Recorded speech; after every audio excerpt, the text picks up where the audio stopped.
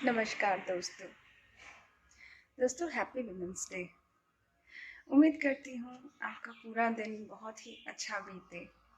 As a women happy होना हमारे लिए कितना इम्पोर्टेंट है, क्योंकि हम सारी जिम्मेदारियाँ संभालते हैं, घर को संभालते हैं, बच्चों को संभालते हैं, और हमारे सिवाय तो कुछ पॉसिबल ही नहीं है। दोस्तों, वुमेन हैप्पी कब हो सकती है? जब तक कि निर्भया और आयशा की ज़िंदगी खतरे में नहीं है, तभी विमेंस हैप्पी हो सकती है। लेकिन क्योंकि आज विमेंस डे है, तो पॉजिटिव एटीट्यूड रखना ज़रूरी है। इसलिए इस पॉजिटिविटी के साथ मैं आगे बढ़ना चाहती हूँ। इस समाज को उम्मीद करती हूँ कि आगे बढ़े और कुछ नई उपलब्धि को ध्यान में रखते हुए, स्त्री को एक सम्मान की दृष्टि से देखते हुए सभी लोग एक शुरुआत करें, एक नए दिन से, नई उम्मीद से। और वुमेन्स के लिए जो सम्मान होना चाहिए वो बहुत इम्पोर्टेंट है। इस चीज़ को ध्यान में न रखते हुए कि हम उत्तम हैं, हम ये चीज़ ध्यान में रखें कि किसी की ज़िंदगी उत्तम है, किसी का जीवन उत्तम है, किसी का जीना बहुत ज़रूरी है। हम अपने लिए तो जी लेते हैं, लेकिन किसी के लिए भी जीना ज़रूरी है। और ऐसे वुमेन्स डे पर मैं उम्मीद करती हूँ कि हर एक नारी दूसरी नारी की हमेशा मदद के लिए तैयार खड़ी रहे, मजबूती के साथ में। इसी के लिए हम प्रेरणा का एक स्रोत लाए हैं, जिनका नाम है पूजा बग्गा, जो कोषाध्यक्ष है इनर व्हील क्लब की।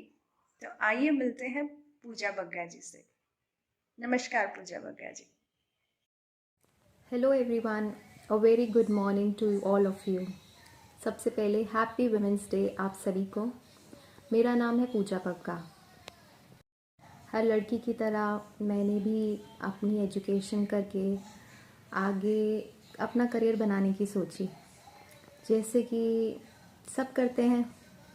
मैंने बीबीए किया, फिर मैट का एग्ज़ाम भी क्लियर किया, आगे अपनी पढ़ाई को कंटिन्यू रखते हुए BEd, MA in English literature सब कुछ किया। पर शायद वो मेरा लक्ष्य कभी था ही नहीं।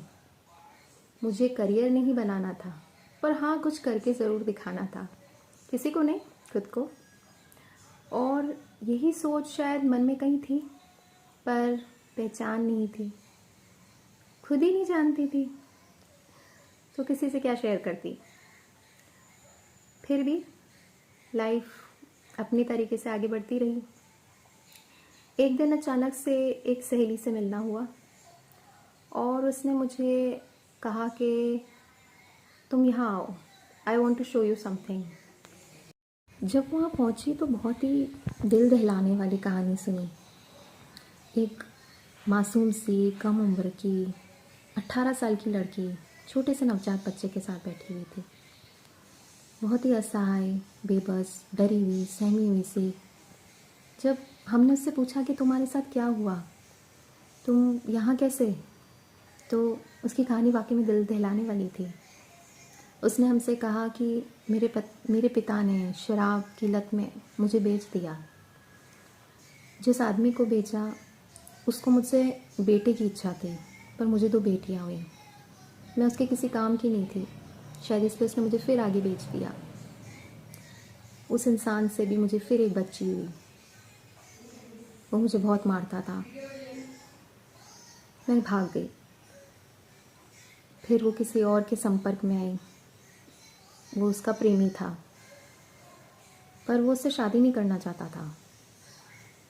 वो फिर से प्रेग्नेंट हो गई और वो उसको मार देना चाहता था। अपनी जान बचाते बचाते वो यहाँ गांव से शहर की तरफ आ गई। अस्पताल में भर्ती थी, कहीं गिर गई थी चक्कर खा के। फिर मेरी जो सहेली है, उन लोगों को ये वहाँ पर मदद मांग रही थी। मेरी सहेली से अस्पताल लेकर आई, उसकी मदद की और फिर उसने बोला कि आप मुझे यहाँ से ले चलो, मैं कोई भी काम कर लूँगी। और फिर ये हमने इसको महिला केंद्र विमेंस रिहैबिलिटेशन में शिफ्ट करवाया था। ये कहानी वाकई में मेरे जीवन में एक अलग मोड़ लेकर आई।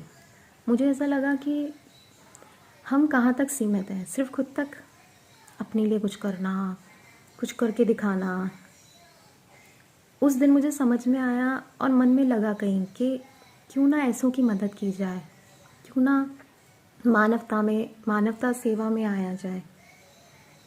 उस दिन लगा कि वाकई में अपने लिए तो सब जीते हैं, पर इन जैसों के लिए कौन आगे आता है।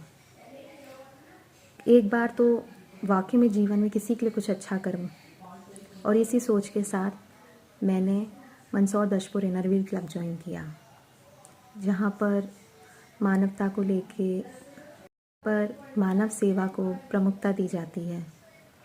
मैं गए साल 2018 में उस क्लब की सेक्रेटरी भी थी और इस साल कोषाध्यक्ष हूँ। और कहीं ना कहीं इस ऑर्गेनाइजेशन से, इस क्लब से जुड़कर मन को बहुत सेटिस्फैक्शन, बहुत अंदरूनी संतुष्टि मिलती है। मुझे ऐसा लगता है कि ऐसों की मदद करके मैं कहीं ना कहीं अब किसी और को नहीं, खुद को भी बहुत सेटिस्फाइड और खुश करती हूँ। और मैं उम्मीद करती हूँ कि लाइफ में हमेशा सिर्फ दूसरों के लिए नहीं, इस स्टोरी को सुन के या शायद मेरे एग्जाम्पल को सुन के आप सब भी ऐसा कुछ करना चाहेंगे। Thank you.